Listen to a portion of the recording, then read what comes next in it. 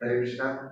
सभी भक्तों से है कि वे पहले ही आगे बैठे, क्योंकि जो भी पीछे आने वाले भक्त हैं वे आराम से बैठ सकते हैं बाद में, क्योंकि लेक्चर के दौरान बार बार आगे बढ़ना अच्छा नहीं लगता। तो सभी से अनुरोध है पहले ही आगे यहाँ बैठ जाए। Thank you.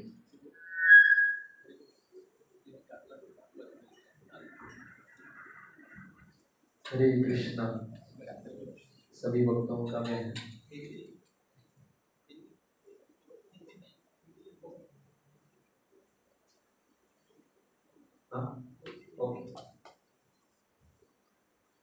हरे कृष्णा।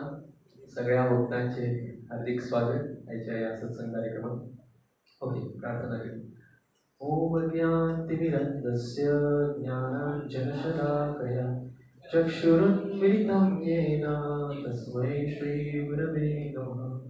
श्रीचैतन्यमनोभीष्टं स्थापितं येन भूतले स्वयं रूप कदा मह्यं ददाति स्वापदान्तिकम्।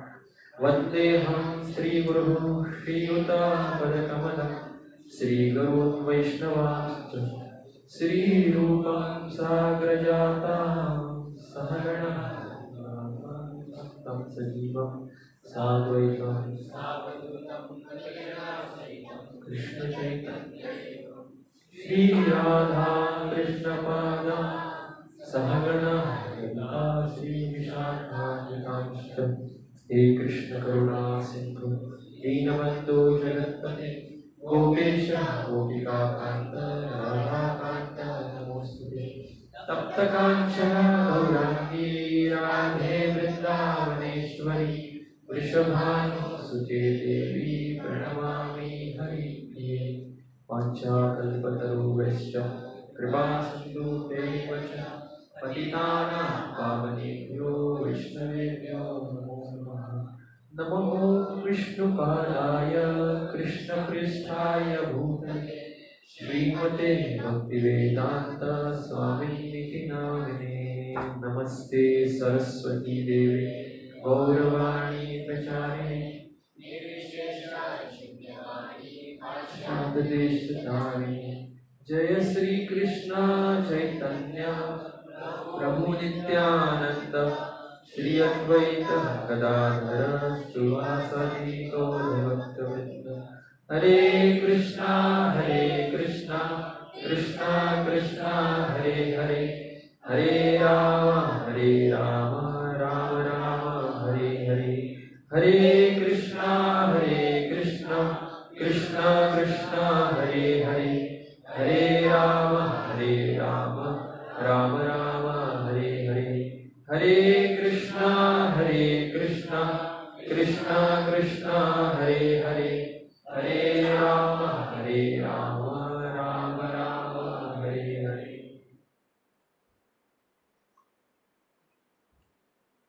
हरे कृष्णा।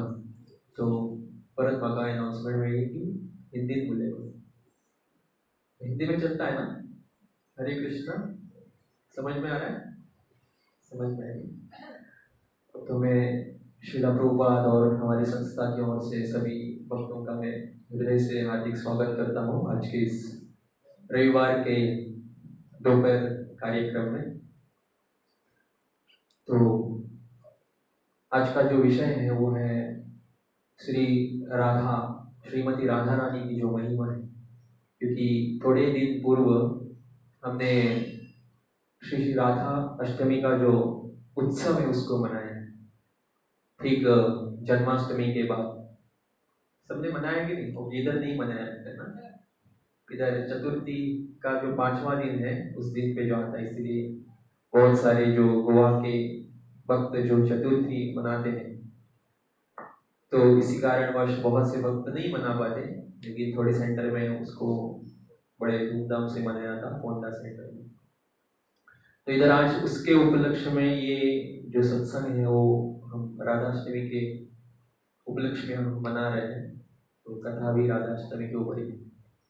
तो शुरुआत करने से पहले मैं कहता हूँ कि मेरे को आज थोड़ा सेहत थोड़ा ये हो गया, मतलब पहले ही बता रहा हूँ कि मैं ज़्यादा नहीं बोल पाऊँगा। स्टोन प्रॉब्लम हो गया बहुत दिन से, और बहुत दिन के लिए बंद था लेकिन फिर से आज चालू हो गया तो दर्द कर रहा है मेरे को। फिर भी कुछ दवा लिया तो भी थोड़ा ठीक लग रहा है, लेकिन पता नहीं एक कदम या तीन कदम, मतलब कभी भी कुछ भी हो सकता है। तो मैंने एक्चुअली पीपीटी तैयार किया था, लेकिन कुछ कारणवश हम इधर प्रोजेक्टर नहीं लगा ये कर पा रहे सेटअप, इसलिए मेरे ख्याल से ग्रुप में ये पीपीटी आया रहेगा तो आप देख सकते हैं अगर होता है तो। और मैं पीपीटी में देख के उसके ऊपर ही प्रवचन दूंगा क्योंकि मैंने वो पॉइंट्स तैयार किया था। तो हमारी गौड़ीय परंपरा में जो राधा कृष्ण की जो भक्ति है, जो हम भक्ति करते हैं, भक्ति सिद्धांत स्वरूप ठाकुर कहते हैं जो विष्णु के जो भक्त हैं उसको वैष्णव कहते हैं, और जो कृष्ण के भक्त हैं उसको कार्ष्णेय कहते हैं। क्या कहते हैं? कार्ष्णेय। और विष्णु के भक्तों को वैष्णव कहते हैं, खास करके ऐसे टर्मिनोलॉजी है। और जो न विष्णु के न कृष्ण के या राधा कृष्ण के जो भक्त हैं उनको कहते हैं गौड़ीय कहते हैं। क्या गौड़ीय पता है ना? तो ये जो गौड़ीय जो शब्द है, गौड़ जो शब्द आता है गौर से, एक्चुअली क्या गौर, हमने गौर शब्द सुना है ना, तो जो गौर शब्द है, एक मिनट,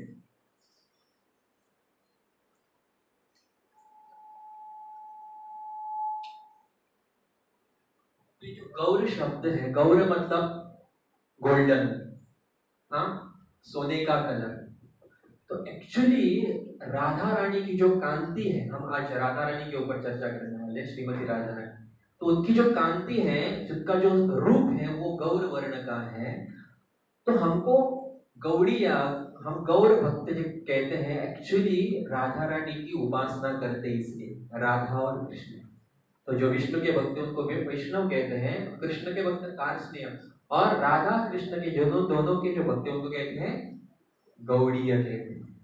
तो इसे जिला भक्ति सिद्धांत स्वरूप ठाकुर अपने एक पुस्तक में लिखते हैं।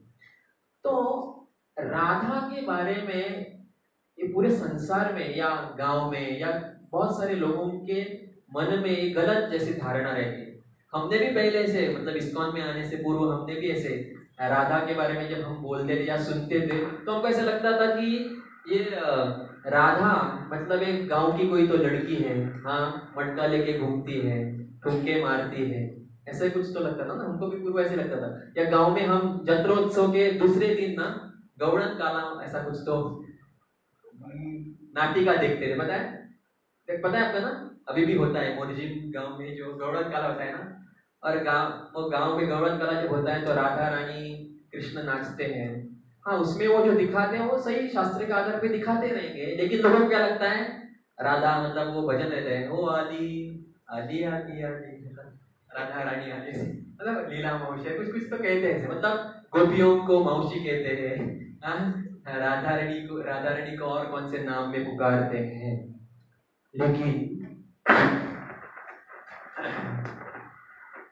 लेकिन ये जो राधा तत्व है वो ब्रह्मा जी अपने एक प्रार्थना में लिखते हैं। ब्रह्मा जी क्या लिखते हैं प्रार्थना में अपने, मालूम है?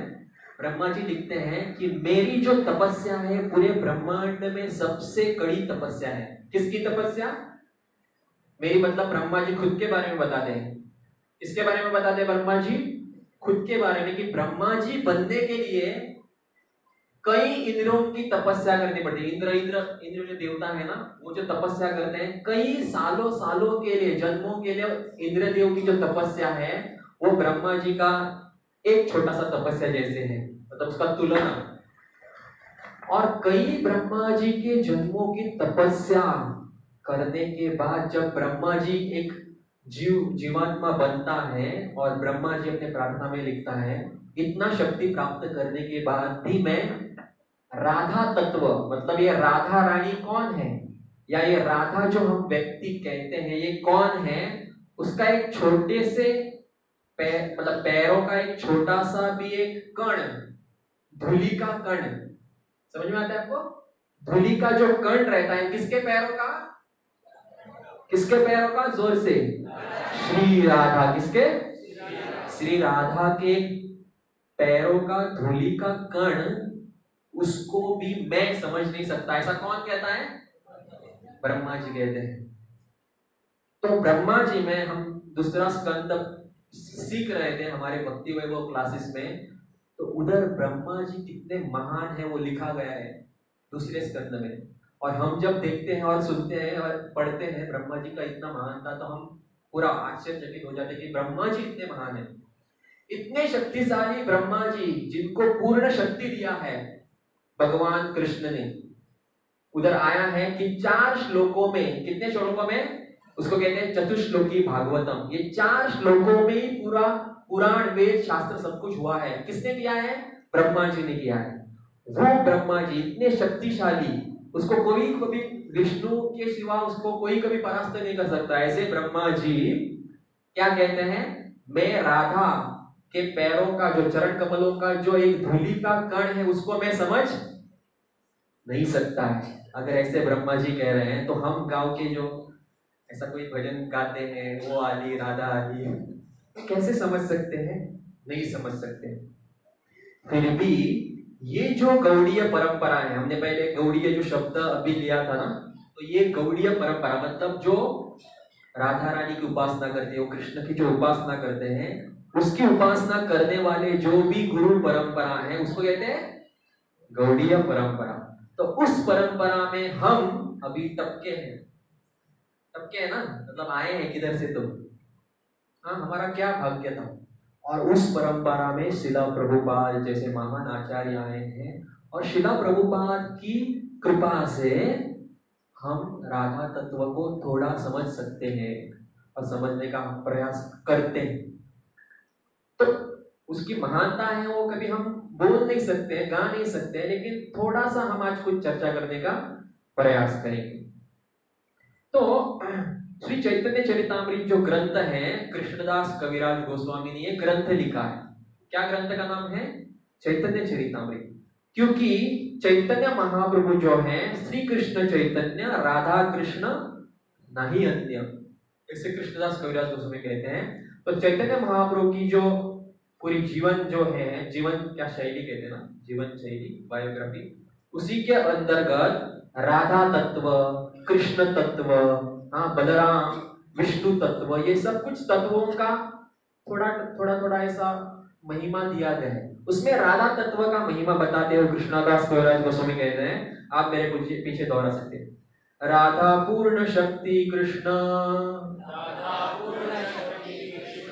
पूर्ण शक्तिमान, दोई वस्तु भेद नहीं, शास्त्र प्रमाण। तो किसका प्रमाण है? शास्त्र प्रमाण है। ऐसे किसी भी है इधर उधर का ग्रंथ नहीं, शास्त्र प्रमाण। और शास्त्र किसको कहते हैं मालूम है? जो भगवान से आता है उसको ही शास्त्र कहते हैं। और भगवान से आते वाले परंपरागत आता है जिसमें कुछ मतलब मिलावट नहीं है। जैसी आए तसी, रूपा ने नाम रखा है ना, क्यों? क्योंकि उसको जैसी आए तसी रखना नहीं है, पढ़ना है, लेकिन वो क्या है? जैसी आए तसी है। तो शास्त्र मतलब उसमें कुछ मिलावट नहीं रहता है। जो भगवान ने बताया, वो एक शिष्य ने बताया, वो शिष्य का सुना किसी और एक शिष्य ने, उसको कहते हैं शास्त्र। ये अर्थ है एक शास्त्र का। तो उसका अनुवाद है राधा पूर्ण शक्ति। राधा क्या है? पूर्ण शक्ति है। कृष्ण पूर्ण शक्तिमान। कृष्ण कौन है? शक्तिमान। शक्तिमान मतलब वो नहीं, शक्तिमान वो नहीं, वो नाम एक्चुअली। शक्तिमान मतलब, मान मतलब जो धारण करने वाला। क्या धारण करने वाला? शक्ति धारण करने वाला। जैसे कि भगवान, वान मतलब पॉजेसर, धारण करने वाला। भग मतलब ऑपुलेंस, जो ऐश्वर्य को धारण करता है उसको वान। और कैसा ऐश्वर्य? 1 करोड़ 2 करोड़ ऐश्वर्य नहीं, या 1 प्लॉट 2 प्लॉट 1 BHK फ्लैट, ये नहीं। क्या ऐश्वर्य? नहीं, पूर्ण ऐश्वर्य का। क्या? तो पूर्ण ऐश्वर्य किसके पास है? अभी इधर बैठे हैं हम, किसके पास है? हमारे पास रह सकता है एप्पल क्या प्रो 50, क्या आया? देखो मेरे पास ये है, मतलब किसने दिया है? मेरे पास मोबाइल है, गाड़ी है, ये देखो हमारे पास थोड़ा, मतलब उसका क्या है कि सीमा है। लेकिन भगवान की ऐश्वर्यता और भगवान की शक्ति को सीमा, तो भगवान के पास पूर्ण ऐश्वर्य है। तो शक्तिमान मतलब जो शक्ति ऑलरेडी धारण किया हुआ है, उससे शक्ति भिन्न नहीं है। राधा पूर्ण शक्ति। और राधा कैसी शक्ति है? राधा पूर्ण शक्ति है। और वो किसकी शक्ति है? जो मान है, मतलब शक्ति जो मान है उसकी ये शक्ति है। मतलब कृष्ण कौन है? शक्तिमान। और उसकी शक्ति कौन है? राधा रानी। ये है तत्व। तत्व मतलब क्या? ये कभी बदलने वाला सिंबल है। एब्सोल्यूट ट्रूथ शब्द सुना है आपने? कभी भगवत गीता मतलब इंग्लिश कोई पढ़ता है, उसमें शब्द आता है, श्रील प्रभुपाद क्या लिखते हैं? Absolute truth. एब्सोल्यूट ट्रूथ मतलब क्या? वो कभी बदलेगा नहीं। मतलब कृष्ण आज भगवान है तो हाँ, वो एक ब्रह्मा जी के कल्प के बाद दूसरा और कोई भगवान आने वाला है, ऐसा नहीं। क्योंकि आजकल के संसार में हर दिन भगवान बदलते रहते हैं ना, इधर ये भगवान हो गया, उधर वो भगवान। भगवान कभी बनता? भगवान ऑलरेडी, उसमें शक्ति ऑलरेडी नित्य काल से है, इसीलिए तो उसको भगवान कहते हैं। भगवान कभी बन गया तो भगवान कैसे? भगवान कभी जन्म लेता है तो भगवान नहीं हो सकता है। तो शाश्वत मतलब जो नित्य काल से ऑलरेडी है, वो है भगवान। तो इधर लिखा गया है श्री राधा पूर्ण शक्ति है और भगवान कृष्ण पूर्ण शक्ति के स्वामी हैं, जैसा कि प्रामाणिक शास्त्रों का प्रमाण है। ये दोनों भिन्न, भिन्न मतलब क्या? भिन्न मतलब अलग। आपका नाम और आपका शरीर क्या है? अलग है। हम माँ के गर्भ से बाहर आने से पूर्व हमारा नाम थोड़ी जो नाम है था, हाँ, आने के बाद ही किसी का नाम हाँ ऐसे बोला क्या हाँ ये बाहर आ गया, ऐसा बोला नहीं ना। कब दिया नाम? उसको पदवी कब मिली? जो भी नाम है पदवी कब मिली? शरीर गर्भ से बाहर आने के बाद पदवी मिली। इसका मतलब नाम और नामी जो है उसमें फर्क है, लेकिन भगवान के संबंध में नाम और नामी में फर्क नहीं है। शक्ति और शक्तिमान में फर्क नहीं है।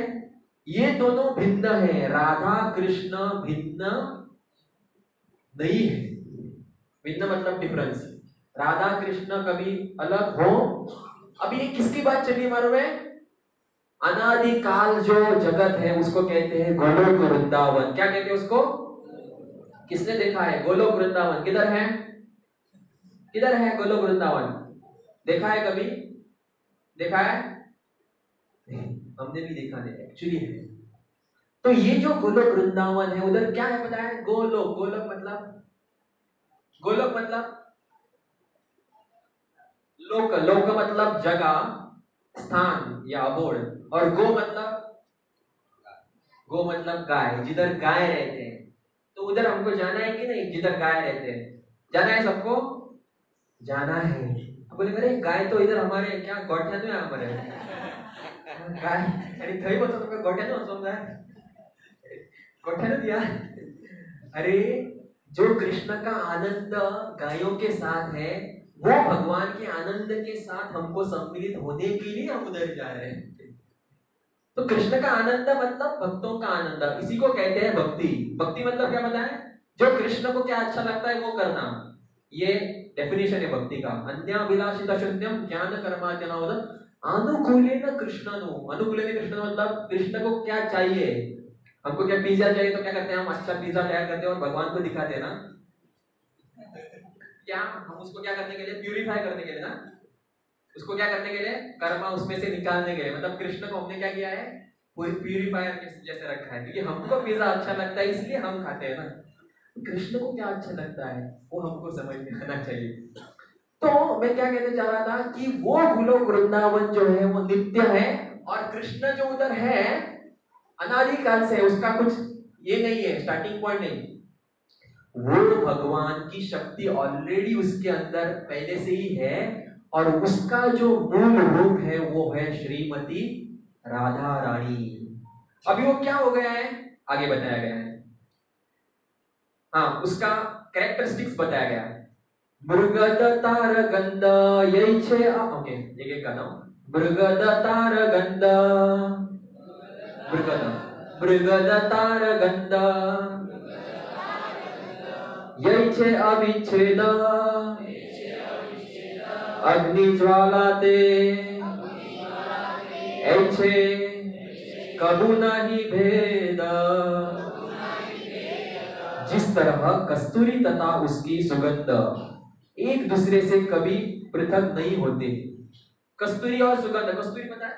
कस्तूरी मतलब हिरण का पेट में वो जो सुगंध जैसा कुछ तो मिलता है उसको कस्तूरी कहते हैं। उसका सुगंध और कस्तूरी उसमें डिफरेंस है। कस्तूरी को ही सुगंध आता है, अग्नि होते अथवा अग्नि और उसकी उष्णता अभिन्न है। अग्नि और उष्णता मतलब जो अग्नि है, फायर है, उसमें हीट है, वो अलग अलग है क्या? अलग अलग नहीं है। उसी तरह राधा तथा कृष्ण अभिन्न तत्व है। तो ये है एक्चुअली राधा तत्व के। कृष्ण और राधा में कुछ फर्क नहीं है, लेकिन आगे बताया गया है उसके बीच में। मतलब पीपीटी अगर दिखाया होता तो आपको समझ में आया होता मैं क्या बोलने जा रहा हूं। तो ये जो भगवान का जो दिव्य धाम है, इधर भगवान शाश्वत रूप में निवास करते हैं, जिसको कहते हैं गोलोक वृंदावन, आध्यात्मिक जगत। उधर भगवान अपने अलग अलग रसों में निवास करते हैं। जस्ट एक ही मिनट।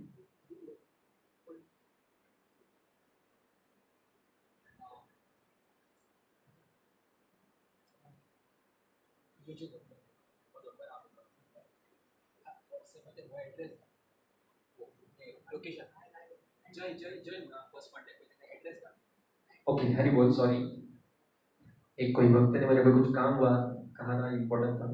तो भगवान अपने शाश्वत जगत में, जो शाश्वत जगत का नाम क्या है? गोलोक वृंदावन, वैकुंठ जगत, जिसको हम अलग अलग नामों से जानते हैं, क्योंकि उसमें क्या है? अलग अलग विभाग है। वैकुंठ मतलब जिधर भगवान की शक्ति,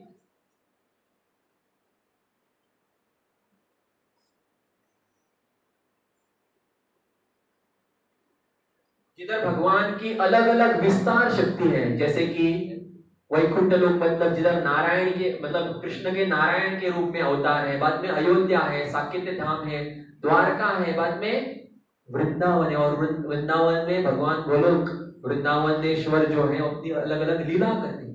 तो भगवान अपने अलग अलग रसों में लीला करते हैं, जैसे कि 5 रस हैं। ये सब कुछ क्यों बता रहा हूं, मतलब राधा रानी का तत्व समझने के लिए। भगवान अपने 5 रसों में लीला करते हैं। पहला मतलब माधुर्य रस स्टार्टिंग से, उसके बाद आता है वात्सल्य रस, उसके बाद आता है साख्य रस, दास्य रस और शांत रस। सबको पता है ना, ये सुना है कभी? शांत, दास्य, वात्सल्य, साख्य, वात्सल्य और माधुर्य। तो भगवान शाश्वत काल से और अभी भी आगे शाश्वत पीछे शाश्वत भगवान लीला करते रहते हैं। किधर किधर? गोलोक वृंदावन में। लेकिन गोलोक वृंदावन जो आध्यात्मिक जगत है उसको छोड़ के श्रीमद् भागवतम में वर्णन आया है त्रिपाद विभूति और एक पाद विभूति। एक पाद विभूति और त्रिपाद विभूति मतलब क्या? 3 और 1 कितना हो गया? 3 और 1 कितना हो गया? 4। मतलब ये सर्कल हम मारते हैं तो उसको 4 भाग करते हैं ना, ऐसे करते हैं ना। तो 3 मतलब 3 जो है वो है आध्यात्मिक जगत और 1 मतलब क्या? भौतिक जगत। त्रिपाद विभूति और एक पाद विभूति। विभूति मतलब ये ऐश्वर्य है पूरा भगवान का, कि आध्यात्मिक और भौतिक जगत भगवान का दोनों ये क्या है? ऐश्वर्य है।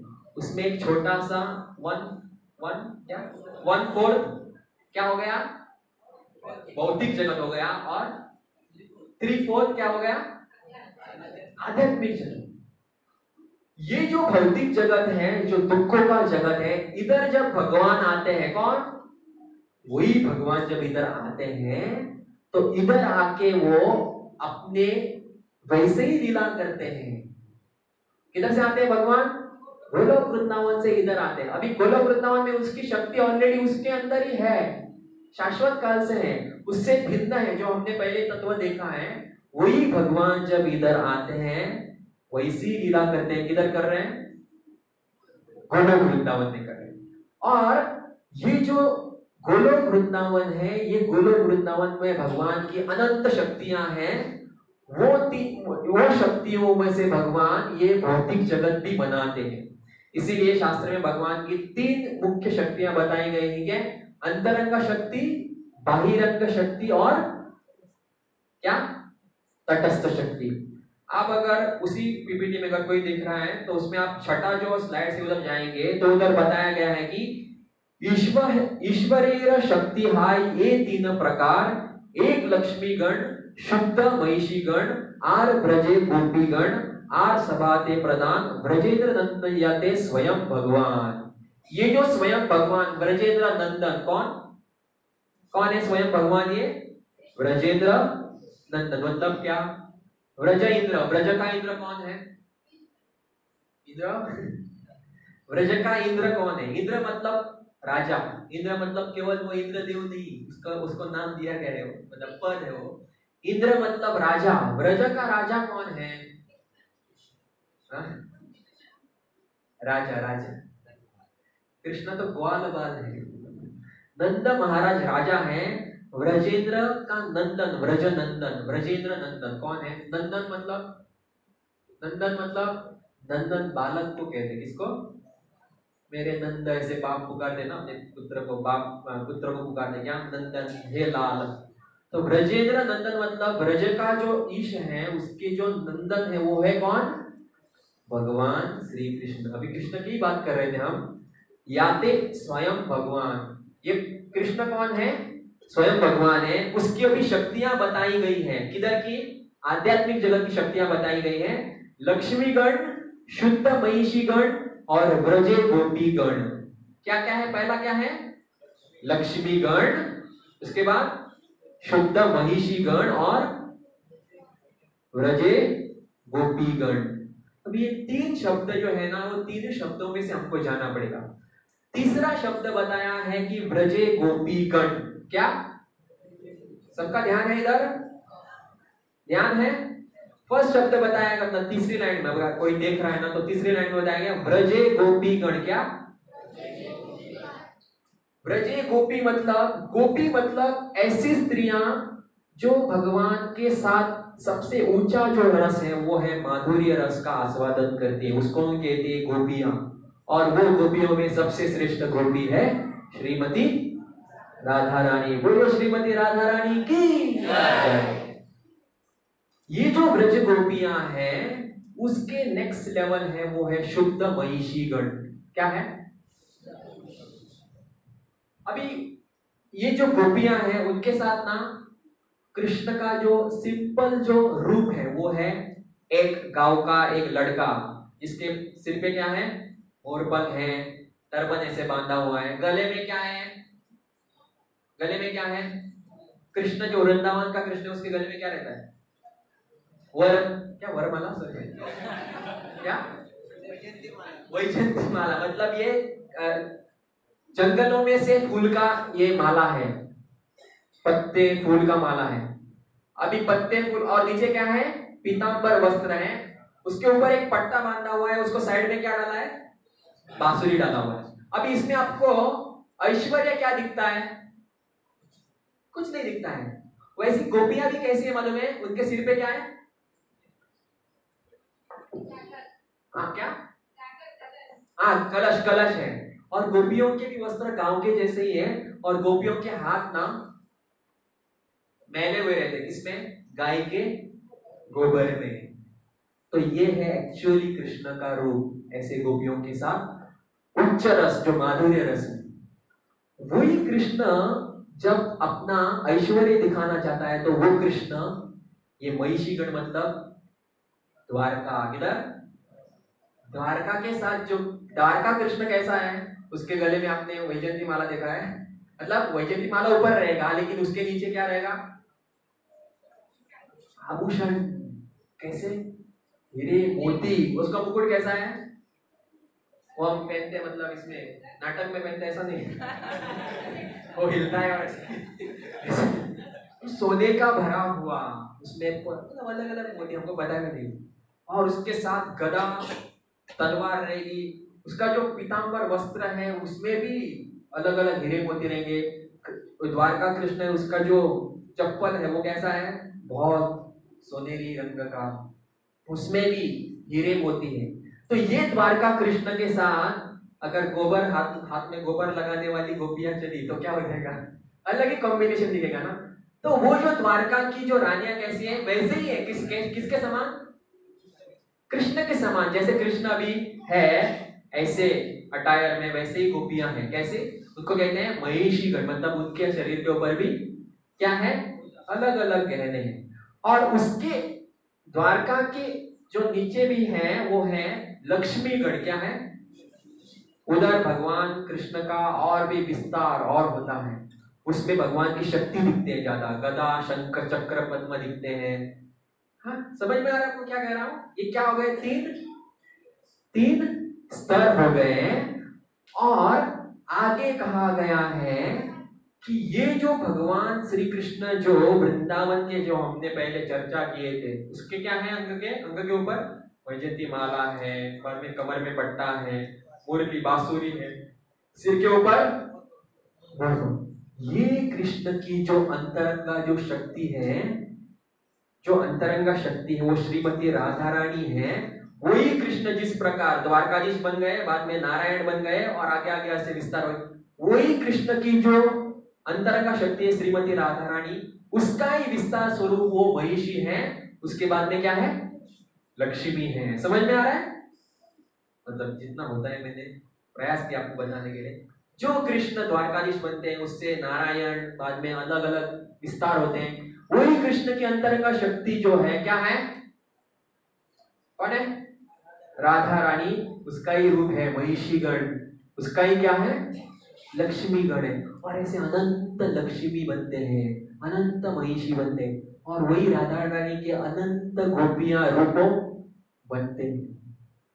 और वही गोलोकेश्वर जो कृष्ण है वही इस संसार में जब आते हैं, वही कृष्ण जो नारायण है, वही कृष्ण से जो राधा रानी के विस्तार रूप रुक्मिणी, सत्यभामा, ये वो, उसके बाद लक्ष्मी, ये सब कुछ ऐसे लीला में हमको दिखाई पड़ते हैं।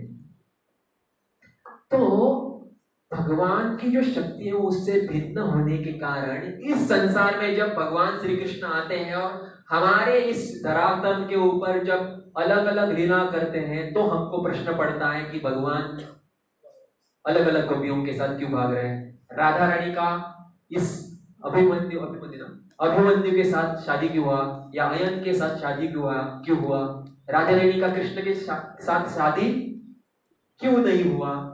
एक्चुअली हुआ भी है, किधर, भांडुरवन में हुआ है, उसको भी हम चर्चा करें। कितना समय हो गया।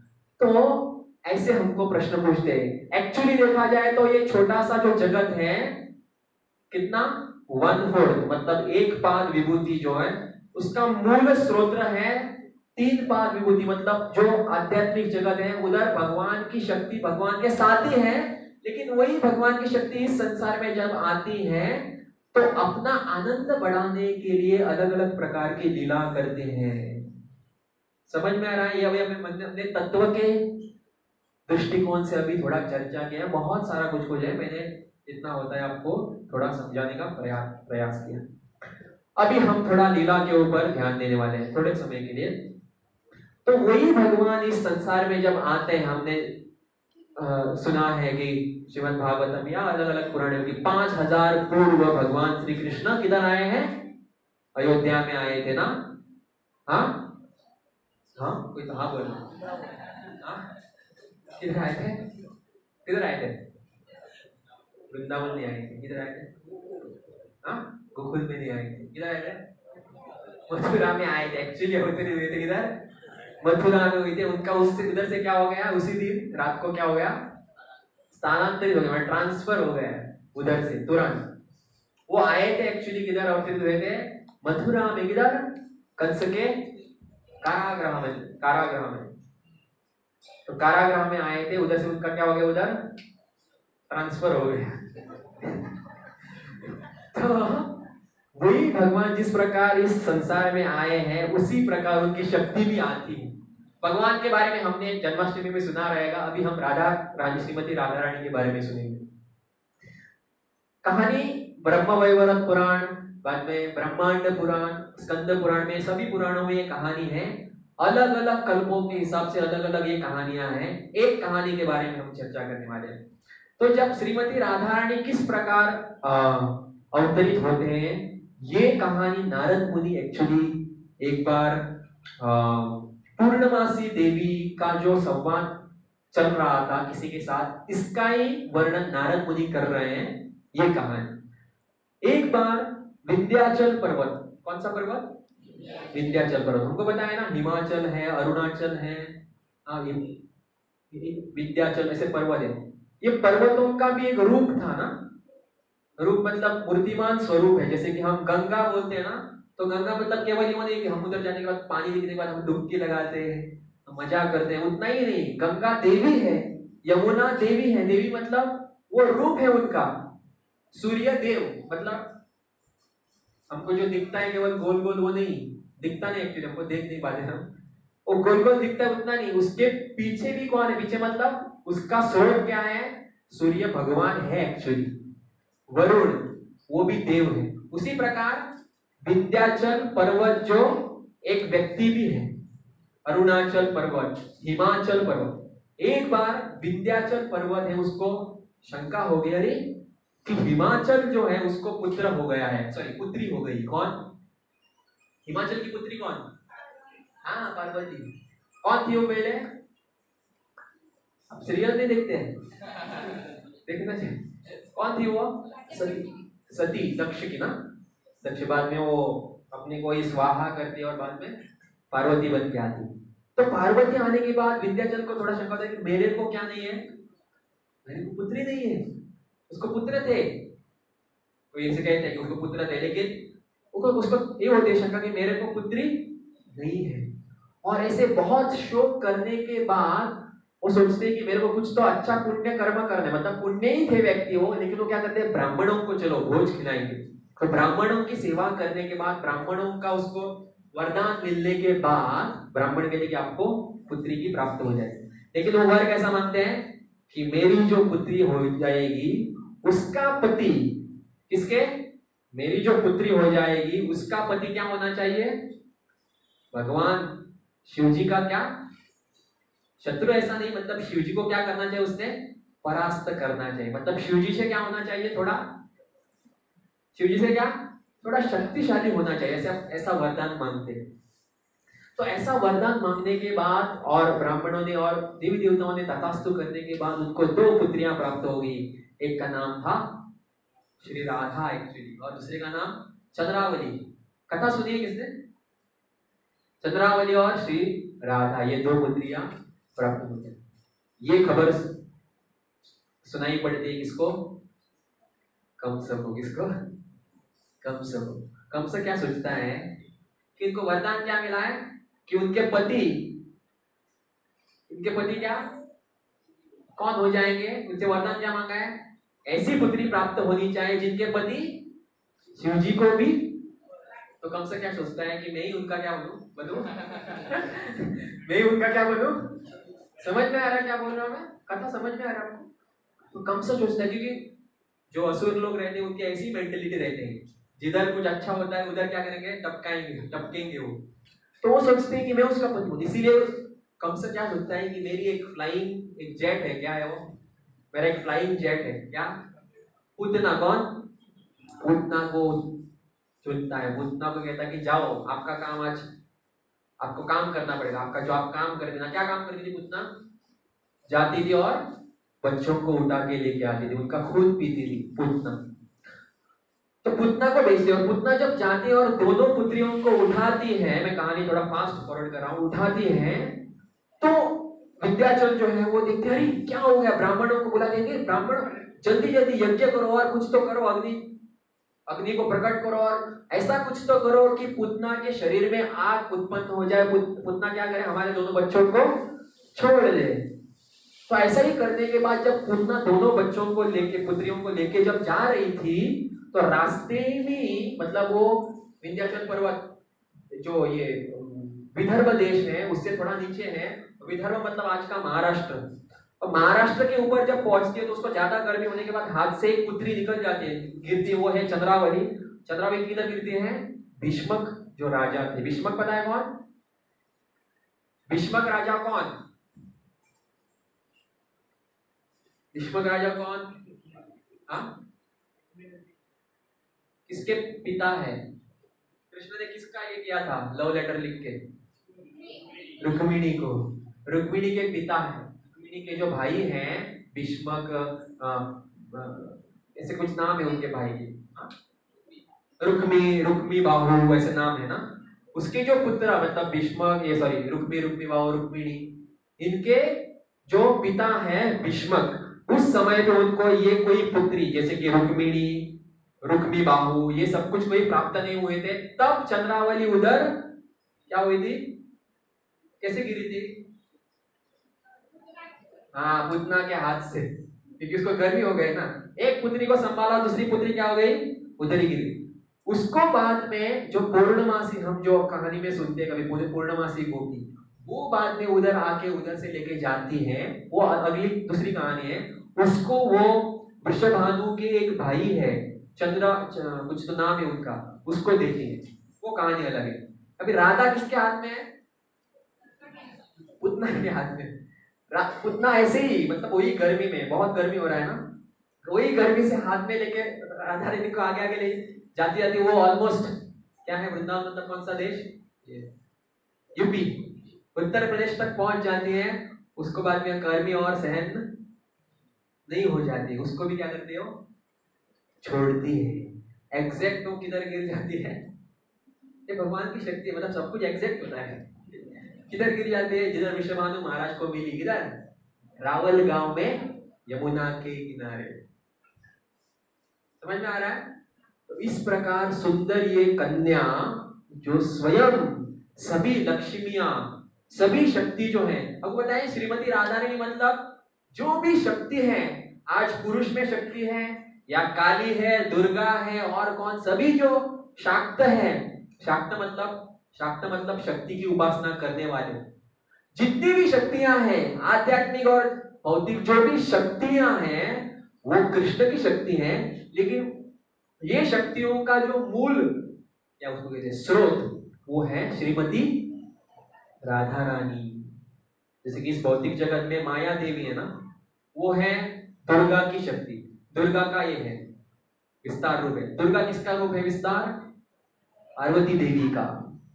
वैसे कहते हैं पार्वती आध्यात्मिक जगत में लक्ष्मी का है, लक्ष्मी को ऊपर और कोई है तो और है द्वारका के, और द्वारका के ऊपर है गोपियां, और गोपियन का जो स्रोत है वो है श्रीमती राधा रानी। मतलब देखिए भगवान की शक्ति का जो स्रोत है वो है श्रीमती राधा रानी।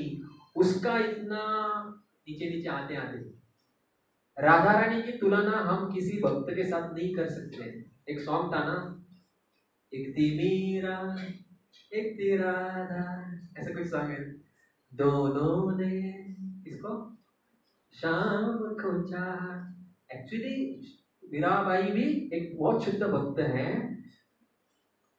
श्रीमती राधा रानी के विस्तार रूपों में कितनी अनंत कोटियां गोपियां बनती हैं, वो गोपियों में से कितने से विस्तार लक्ष्मियां बनती हैं, वो लक्ष्मियों से कितने विस्तार वृंदा बनते हैं। ऐसे करते करते ये भौतिक जगत में एक कोई तो शुद्ध भक्त मीराबाई है, वो एक्चुअली शुद्ध भक्त है, लेकिन उसकी तुलना श्रीमती राधा रानी से एक्चुअली नहीं की जा सकती है। वो एक शुद्ध भक्त थी और है श्री कौन वो सॉरी मीराबाई, और हमारे से दृष्टिकोण से और हमारे तुलना से बहुत शुद्ध भक्त है वो। लेकिन एक थी मीरा एक थी राधा, दोनों ने शाम को चाहा, वो भजन है लेकिन वो एक्चुअली सही कंपैरिजन नहीं है। तो ये है श्रीमती राधा रानी की महिमा। वो जब पुतना के हाथ से जब उधर वो सहस्त्र सुनहरा कमल जो है उसके ऊपर गिरती है, ये सब कुछ भगवान की योजना से होता है।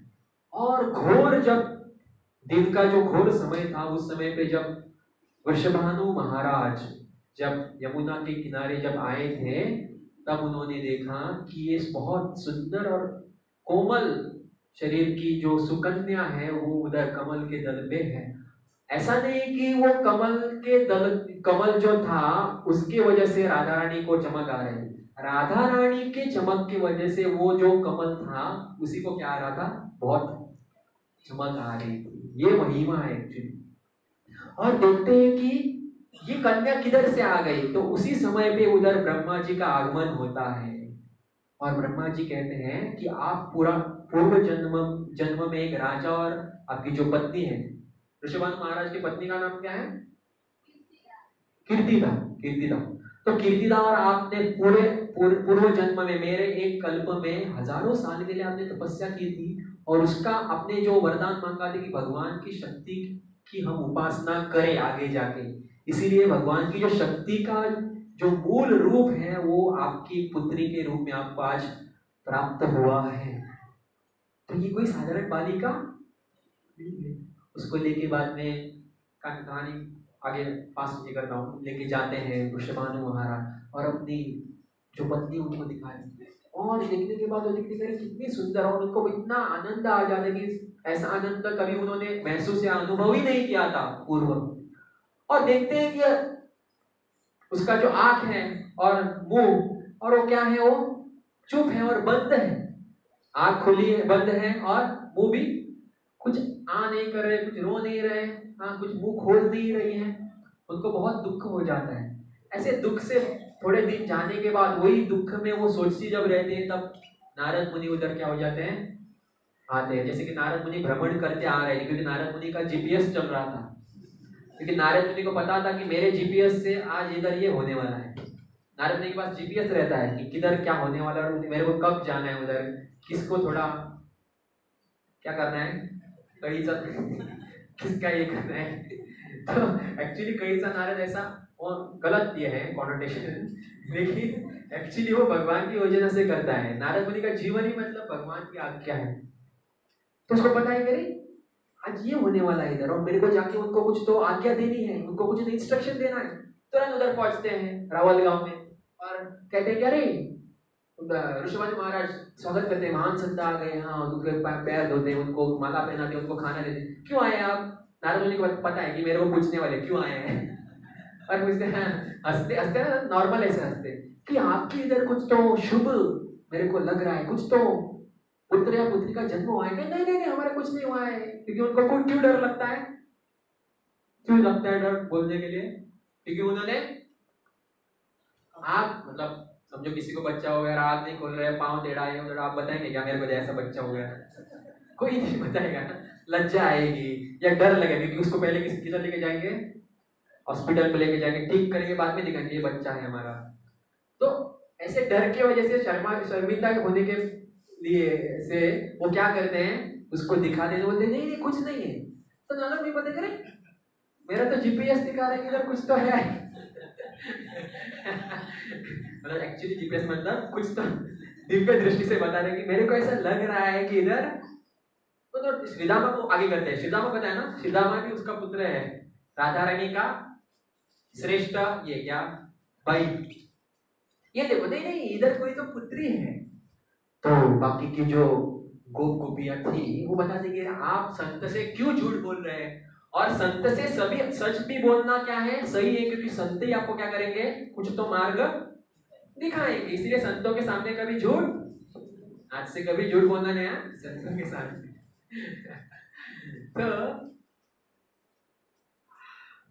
और बाद में नारद मुनि को जब अंतर जो कक्ष रहता है उधर जाके जब नारद मुनि को दिखाते हैं तो नारद मुनि आश्चर्यचकित हो जाते हैं कि मेरे जो आराध्य भगवान है उनकी जो अंतर का शक्ति है वो मेरे सामने है।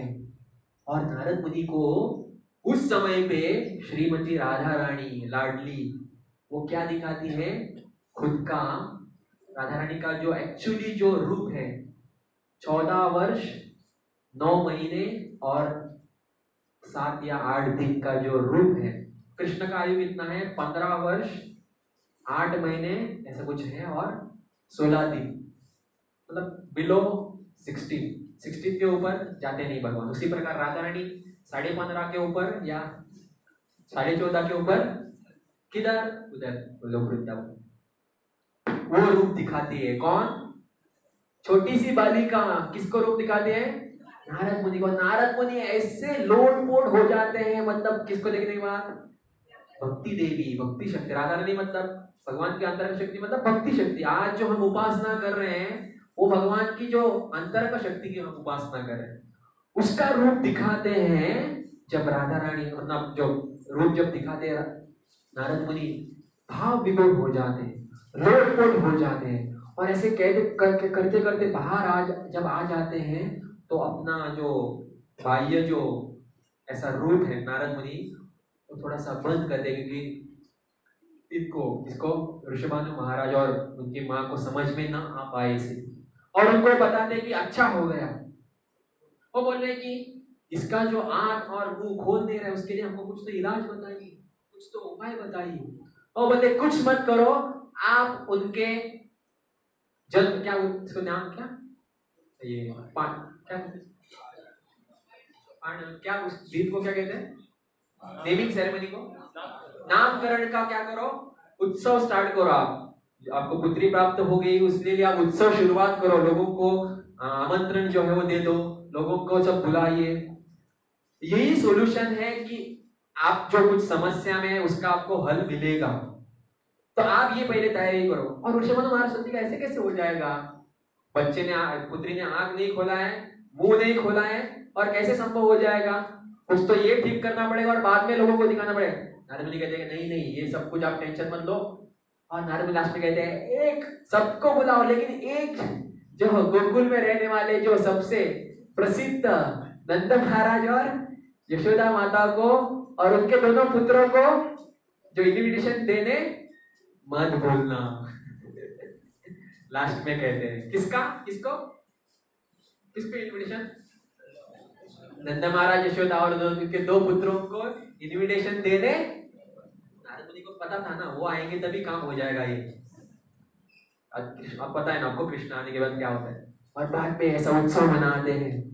और एक्चुअली यशोदा माता की शादी होने से पूर्व ही यशोदा माता और कीर्तिदा का मित्रता थी।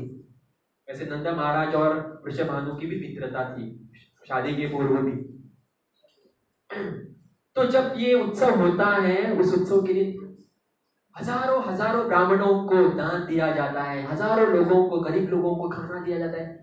ऐसे कहते हैं कि गर्ग संहिता में कि नंद महाराज से भी बहुत धनवान वृषभानु महाराज थे। क्यों?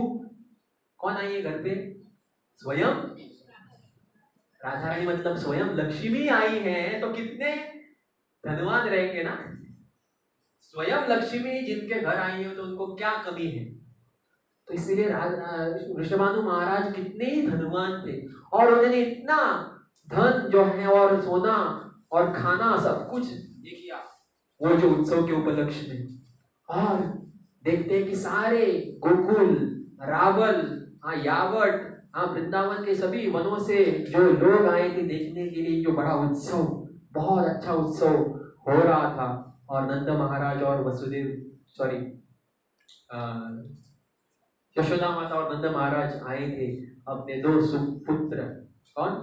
कृष्ण और बलराम के। भगवान का भी आयु कितना हो गया? कितने साल छोटी है? लगभग 1 साल। राधा रानी मतलब भगवान कितने हैं अभी? ऑलरेडी 1 साल ऑलरेडी हो गए। एक्चुअली ये जो गणना है ना, ये कल्प में अलग अलग भेद रहता है। मतलब आप ऐसे ही नहीं कह सकते कि केवल 1 साल। कभी कभी वर्मा जी के दूसरे दिन में कभी कभी 1.5 साल भी है, 2 साल भी है। लेकिन हमने जो भी सुना है वो अभी हम चर्चा कर रहे हैं, जो भी आचार्य ने लिखा है। तो 1 साल का जो फर्क। तो भगवान श्री कृष्ण मतलब 1 साल का बालक क्या करता है? बहुत दौड़ता है, ऐसा फास्ट छलांग लगाता है, क्या करता है? क्रॉलिंग ना, रेंगते रेंगते जाता है। तो भगवान श्री कृष्ण को यशोदा माँ से अपने गोद में लेके बैठी थी, कुछ कुछ बात कर रही थी और नंद महाराज बलराम जी को लेके बैठे थे। और ऐसे करते करते यशोदा माता को पता ही नहीं चलता, क्योंकि और उन लोगों को ज्यादा पता नहीं चलता ना बच्चा किधर गया, टीवी चलते चलते बच्चा किधर गया, फोन चलते चलते बच्चा किधर। उसी प्रकार ये टीवी नहीं देख रही थी, लेकिन ऐसा मतलब बात कर रही थी वृषभानु कीर्तिदा के साथ कि कितना अच्छा हो गया, कितना अच्छा ये उत्सव है, हम कितने आनंदित हैं, हमको ऐसे लग रहा है कि स्वयं लक्ष्मी आ गई। सब कुछ बातें चल रही थी और कहते करते कृष्ण क्या कर रहे हैं अभी? माँ के गोद से उतर के एग्जैक्ट, वो भी जीपीएस फॉलो करते करते एग्जैक्ट वो स्थान पे जा रहे हैं जिधर राधा रानी पालने में थी। और राधा रानी पालने में थी और कृष्ण ऐसे जाते जाते ऐसे कहते हैं कि एक जगह पे लिखा है कि श्रीमती राधा रानी को कृष्ण के जो शरीर का सुगंध ही महसूस होते ही कृष्ण राधा रानी ने अपनी आंख और मुंह खोले। और एक जगह पे ऐसे लिखा है कि कृष्ण क्रॉलिंग करते करते, मतलब रेंगते ऐसे बोलते हैं ना, रेंगते हुए भगवान श्री कृष्ण जब उधर जो क्रेडल जो पालना था उधर आ गए। और ऐसे जब पालने को पकड़ के जब ऊपर देखा, जब राधा रानी को पता चला कि मेरे स्वामी आ गए हैं, तब राधा रानी क्या किया? अपना जो आंख है वो खोल दिया और भगवान श्री कृष्ण ने अपने हाथों से राधा रानी के शरीर को स्पर्श किया। तब राधा रानी ने अपने मुंह से आवाज की।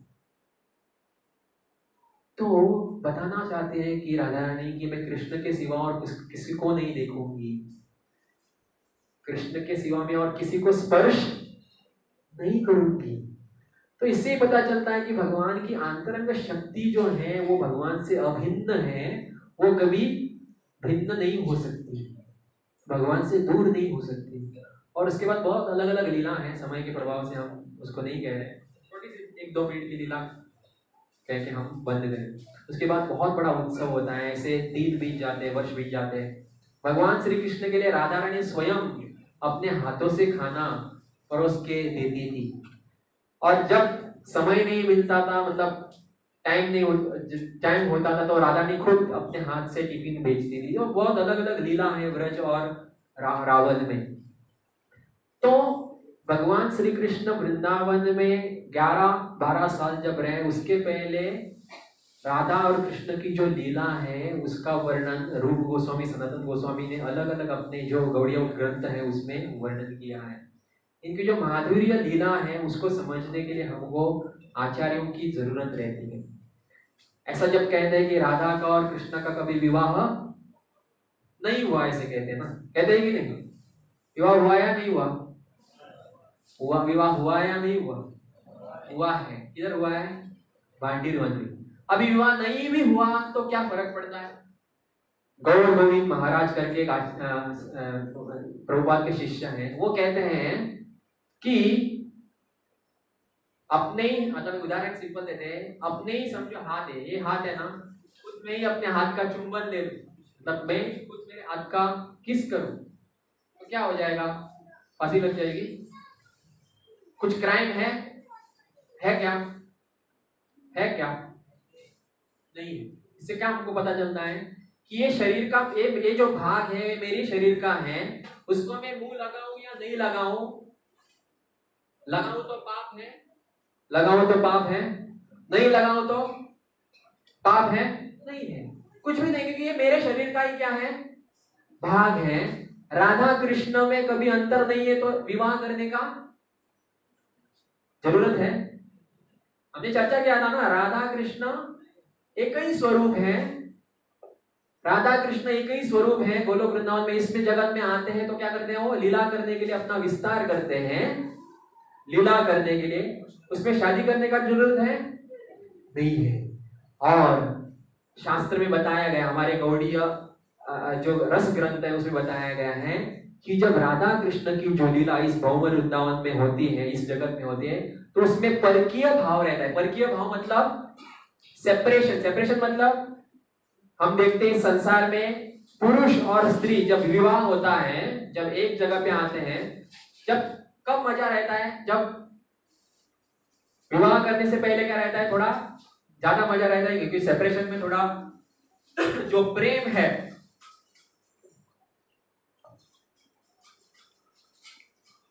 जो परकीय भाव में जो प्रेम है, परकीय मतलब क्या? परकीय मतलब क्या? दूर रह के, जो दूर रह के जो आनंद है, किधर? ये भगवान के सानिध्य में, हम भक्ति में, भौतिक जगत का नहीं बोल रहा हूं मैं, दूर रह के। लेकिन उदाहरण के तौर पे बता रहा हूं कि एक प्रेमिका और प्रेयसी जो है, एक लड़का और लड़की है, उसका जो दूर रह के जो सेपरेशन वाला जो प्रेम है, परकीय जो प्रेम है, और बाद में शादी करने के बाद जो प्रेम है, दोनों में, मैं शारीरिक तौर पे नहीं बोल रहा हूं, उसमें जो प्रेम की भावना किस जगह पे ज्यादा रहती है? हाँ, सेपरेशन में, कि मैं उसको कब मिलूंगा, मैं उसको कब मिलूंगा, फोन का सिंबल कर रहा हूं, मैं उसको कब मिलूंगा, कब मैं उसकी सेवा करूंगा। यही परकीय रस एक्चुअली आध्यात्मिक जगत में है। किधर है? दोनों रस है, स्वकीय है और परकीय। स्वकीय मतलब साथ में, और परकीय मतलब दूर में। तो ये परकीय रस है, उसको आस्वादन करने के लिए भगवान इस जगत में दो राधा और कृष्ण बन के आते हैं। और ये राधा कृष्ण एक्चुअली आध्यात्मिक जगत में एक ही है, इस जगत में आते हैं तो। लेकिन हम जब कुछ शास्त्र नहीं जानते हैं और कुछ नहीं जानते, हमको क्या लगता है? राधा मतलब एक लड़की है, गांव की लड़की, ठुमके मारती है। कृष्ण मतलब एक ग्वाल बाल है। इस जगत में आके वो लीला करते हैं, वो लीला को समझने के लिए भी ऐसी दिव्य दृष्टि चाहिए रहती, आचार्यों की जरूरत चाहिए रहती, गुरु का आश्रय चाहिए रहता है, आशीर्वाद चाहिए रहता है। तो ये जो परकीय रस है, परकीय रस मतलब लव इन सेपरेशन, तो ये परकीय रस का आस्वादन भगवान, हो गया 2 मिनट। तो ये परकीय रस का जो आस्वादन है वो भगवान अपने गोपियों के साथ और राधा रानी के साथ करते हैं। और कहते हैं कि राधा रानी का अगर विवाह नहीं हुआ तो एक्चुअली विवाह हुआ वो भी कहानी है। क्या? जब कृष्ण द्वारका जब जाते हैं, द्वारका के बाद एक दिन कृष्ण, ये लीला 2 प्रकार की है। कृष्ण का विवाह पहले भी हुआ था, ऐसे एक कथा में है, मतलब वो कल्प भेद है, ब्रह्मा जी के एक दिन में ऐसी लीला है, दूसरे दिन में दूसरी, कि जब भगवान द्वारका में थे, द्वारका से भगवान वृंदावन के भांडीर वन, कौन सा? भांडीर वन में आते हैं, और भांडीर वन में कृष्ण और राधा का क्या होता है? विवाह होता है। कौन करते पता है? पुरोहित कौन था पता है? भटजी कौन था पता है? सादा कोई भटजी नहीं सबसे बड़ा भटजी था कौन? ब्रह्मा जी ने विवाह एक किया, क्या क्या क्या बोलते हैं, विवाह करके संपन्न किया विवाह। किसने? ब्रह्मा जी, जो ये ब्रह्मांड के सृष्टि करता है उसने क्या किया है? विवाह किया है। किसका? तो विवाह हो भी गया है, और विवाह ना हुआ तो भी कुछ प्रॉब्लम नहीं है। उसी प्रकार कोई कहते हैं राधा रानी का विवाह किसके साथ हुआ है और किसके साथ हुआ है? अभी नाम बताया था ना हमने, अभिमन्यु। कौन? अभिमन्यु। तो हम कह रहे हैं अरे कृष्ण भी इसके साथ घूम रहा है, हाँ ये भी राधा रानी और किसके साथ? एक ट्राइंगल हो गया ना, ये लव ट्राइंगल। ये ट्राइंगल विंगल ऐसे एक्चुअली हमको हमारे दृष्टिकोण से दिखता है, लेकिन ये जो अभिमन्यु है ये भी कृष्ण का एक छाया है। क्या है? कृष्ण का ही एक विस्तार रूप है अभिमन्यु। ये क्योंकि राधा रानी का तो पूरे जीवन में एक्चुअली अप्रकट्य में वो विवाह हुआ है, लेकिन प्रकट्य रूप में किसी ब्रजवासी या किसी के सामने कभी विवाह नहीं हुआ है। वो भी अप्रकट्य हुआ है, जो ब्रह्मा जी ने किया है, मतलब किसी के सामने नहीं हुआ है। तो प्राकट्य रूप में हमको सामाजिक रूल्स की आवश्यकता है कि नहीं? किसका विवाह होना चाहिए, किसी ने अपने पुत्र की देखभाल करनी चाहिए। इसीलिए राधा रानी का सामाजिक तौर पे विवाह किसके साथ किया जाता है? किसके साथ किया जाता है? अभिमन्यु। लेकिन अभिमन्यु ने राधा रानी को कभी स्पर्श नहीं किया, कभी भी स्पर्श नहीं किया। और एक्चुअली देखा जाए तो ये अभिमन्यु है वो किसके रूप है? मतलब एक विस्तार है, कृष्ण का ही विस्तार है। तो इसका मतलब फिर से किसके साथ विवाह हुआ है? कृष्ण के साथ विवाह हुआ। इसी प्रकार हम भगवान के बाकी के अवतारों के साथ भी देख सकते हैं, मतलब अलग टॉपिक है। भगवान प्रभु रामचंद्र की जो शक्ति है, कौन है? सीता माता है। उसको कभी रावण ने हाथ ही नहीं लगाया, बताया ना? रावण ने हाथ लगाया किसको? किसको हाथ लगाया? माया या छाया सीता को। जब सीता को स्पर्श करने ही जा रहा तो सीता किधर चली गई? हाँ, और वो जो बाहर आई थी वो कौन थी? वेदवती थी। पता है कहानी? वेदवती करके जो थी वो भी तपस्या करने बैठी थी, और तपस्या करते करते रावण ऐसे घूम रहा था, वो ऐसे घूमते रहता है, और घूमते घूमते उसको एक औरत दिखी, उसको जाके बाल को पकड़ा, क्योंकि वो वेदवती थी। वो क्या करे? तपस्या करे थी कि मेरे को विष्णु के साथ शादी करना है। और जब वेदवती ऐसे अपने बालों को स्पर्श, मतलब रावण स्पर्श करता है, तो वेदवती अपने शक्ति से अपने शरीर को पूरा क्या करती है? जला डालती है, और रावण के हाथ में बाल ही रहते हैं। और कहते हैं कि मैं ही आपके मृत्यु का कारण बन जाऊंगी, क्योंकि आपने मेरी तपस्या भंग की। मेरे शरीर को केवल विष्णु हाथ लगा सकता है, और कोई नहीं हाथ लगा सकता है। तो इसीलिए वेदवती अब बाहर आती है। कब? जब ये जो अग्नि में गई थी ना वेदवती, अभी अपने शरीर को नष्ट करके, ये वेदवती जब लक्ष्मण रेखा के ऊपर जब आती है, तब लक्ष्मण रेखा से बाहर आती है, वो वेदवती है। और एक्चुअली असली सीता वो किधर जाती है? वो अग्नि में जाती है, प्रवेश करती है। और बाद में 1 साल के लिए वो कौन थी? वेदवती या माया सीता थी। और बाद में फिर से अग्नि परीक्षा होती है, तब फिर से वेदवती अंदर जाती है, और असली सीता दूसरे जगह से बाहर आती है। इसका मतलब सीता को किसी ने हाथ नहीं लगाया, क्योंकि वो सीता अंतरंग शक्ति है किसकी? प्रभु रामचंद्र की। नारायण है, नारायण की शक्ति कौन है? लक्ष्मी। इसको भी कोई हाथ नहीं लगा सकता। आप बोलेंगे अरे हमारे पॉकेट में है ना लक्ष्मी, हमारे पॉकेट में है, वो चंचला है। कौन है? चंचला पता है आपको? चंचला मतलब लक्ष्मी का रूप है। चंचला मतलब क्या?